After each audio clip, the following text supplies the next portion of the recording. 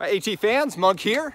We're cranking out the Monk Bites, and this Monk Bite is on, and we're gonna wade into what could be somewhat controversial waters here. We're gonna talk about pack weight. Yeah, that's right, Monk's going there.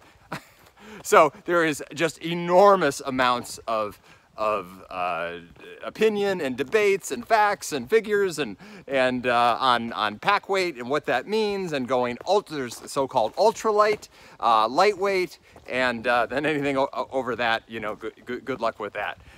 So again, like anything, I'm just going to share from my experience. That's all. What helped me. Okay, so you may have done it differently. That's fine. Just again, just from my perspective, this is what I learned. Okay, number one, the elevation gain of hiking the whole trail from start to finish is 515,000 feet, which is the AT Conservatory estimates that's equivalent to hiking up and down Mount Everest 16 times. Okay, that's a lot of humping up and down some mountainsides. And at first I didn't really understand, you know, this weight thing, this like, because it gets pretty obsessive. And I don't think you need to be obsessive, but I think you need to be very, very, very smart, because that weight does make a huge, huge, huge difference in terms of whether or not, maybe not whether you can finish, but the condition you're going to be in when you do finish, you know, how fast you can go, and probably even most importantly, how comfortable you're going to be, you know, during the hike. Because the heavier your pack is, the harder it is, period. That's all. It's you know, and if you don't, and if you haven't done it, for example, do this: get a 5-pound dumbbell, go hiking, and put an extra 5-pound dumbbell in and go hiking. Then take that dumbbell out for a while and then hike around and feel the difference. Better yet, take 2 5-pound dumbbells, add 10 pounds, hike with it, you know, in your pack, in a loaded pack, then take that out and see how that feels going up and down a few hills. I think you're going to quickly find out just how important it is to go lighter.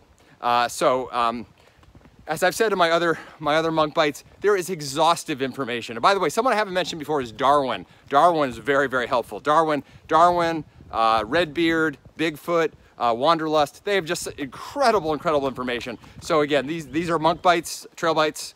They're only going to be, I should be calling them Monk Bites instead of Trail Bites. God, did I hose that up? I don't know. Let's think about that. Chime in. Tell me in the comments. But anyway, so I'm not going to go into a lot of detail on my equipment. If you can afford it, the ultralight equipment that's available is nothing short of miraculous. And I would argue going for the, I got a trail runner here. Hey, how you doing? Good, thanks. Like I said, we don't edit, we go live. So as far as it really is all about the big three as far as your base weight. And like I said, I'm not going to be you know, I'm not an authority on this, but the big three are your tent, your backpack, and your sleeping bag or your sleep equipment, which would also include your sleeping pad. My tent weighed, I had a Z-Packs duplex. It weighed, you know, not much over a pound, and my backpack was about 15 ounces, just under a pound. I was also a Z-Packs, and I think I had a Neo mattress, and my sleeping bag weighed about, I think, 1.5 pounds or so. But anyway, so I'm not going to go into a lot of detail on that, but I will tell you that my base weight, which is your weight without water and food, was 13 pounds. And I thought, man, I am trim, man. I am like the lightest guy in the world. So I looked up this chart, and they said, no. They said, you're not ultralight. Ultralight's like 7 pounds or something insane. So I was just lightweight. But you know what? That's pretty light. And there isn't much that I would have removed from that. So I think everything's relative. It's really kind of a balance between your comfort, your needs, and your need for speed.